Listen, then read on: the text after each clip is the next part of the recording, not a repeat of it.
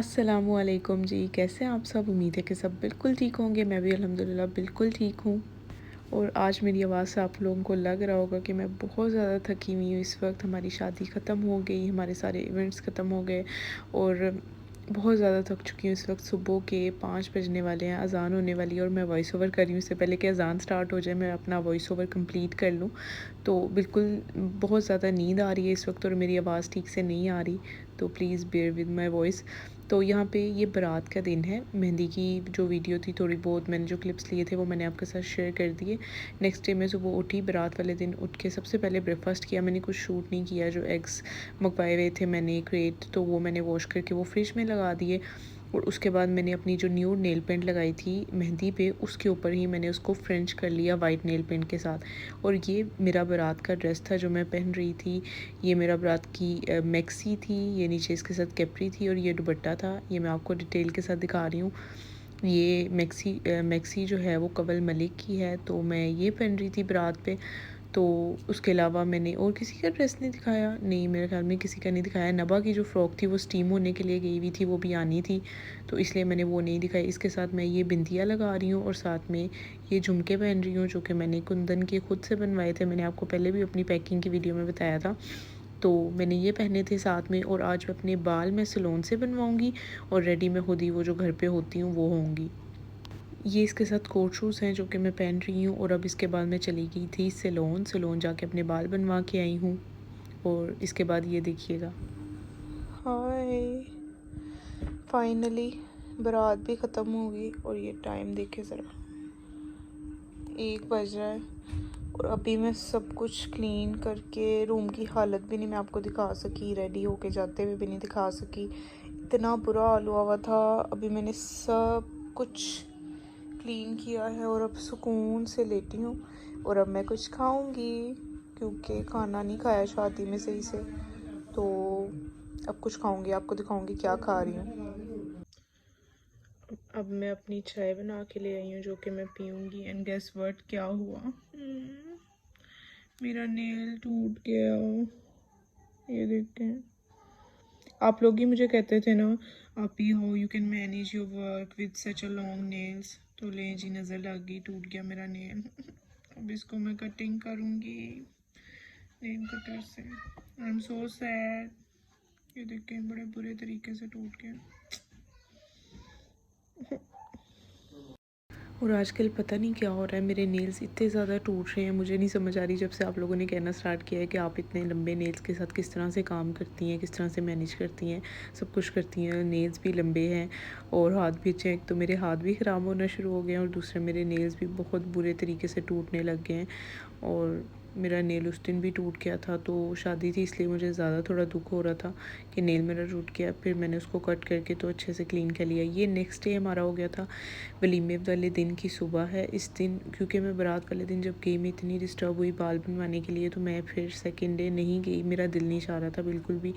तो मैंने सोचा कि मैं घर पे ही सब कुछ करूँगी, जो भी था मैं ब्लो ड्राई कर लूँगी बालों में और बाकी मेकअप तो मैं खुद ही करती हूँ। तो मैं ब्रेकफास्ट बना रही थी ब्रेड का, साथ में चिकन स्प्रेड ले लेंगे, साथ में जैम, चाय और एग्स वगैरह बना लूँगी क्योंकि हम उठते लेट हैं, रात में लेट सोते हैं। ऑब्वियसली इवेंट से वापस आते हैं, लेट सोते हैं, फिर सुबह लेट उठते हैं। तो इस वक्त मेरे ख्याल में हमने शाम के 5 बजे या 6 बजे अपना ब्रेकफास्ट किया था, जो कि बहुत लेट था। सबसे पहले उठ के अपनी जो काम तैयारी वगैरह थी वो कर ली थी, उसके बाद ब्रेकफास्ट किया था। तो इसलिए मैं कुछ हैवी नहीं बनाती, मतलब कि खाना वगैरह नहीं बनाती, वो हम शाम में जब शादी पे जाते हैं तो वहाँ पे ही खाते हैं। तो ये हमने लाइट सा ब्रेकफास्ट कर लिया था और उसके बाद मैं आपको दिखाऊंगी कि मैंने क्या कपड़े पहने थे और नबा के भी कपड़े आपको दिखाऊंगी।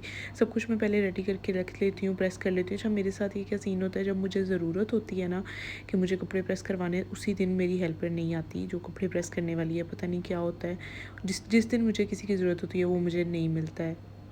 ये जी, मैंने कपड़े सबके निकाल लिए हैं। नबा ये शूज़ पहनेगी, ये पैराशूट की पैंट है, आई लव दिस पेन।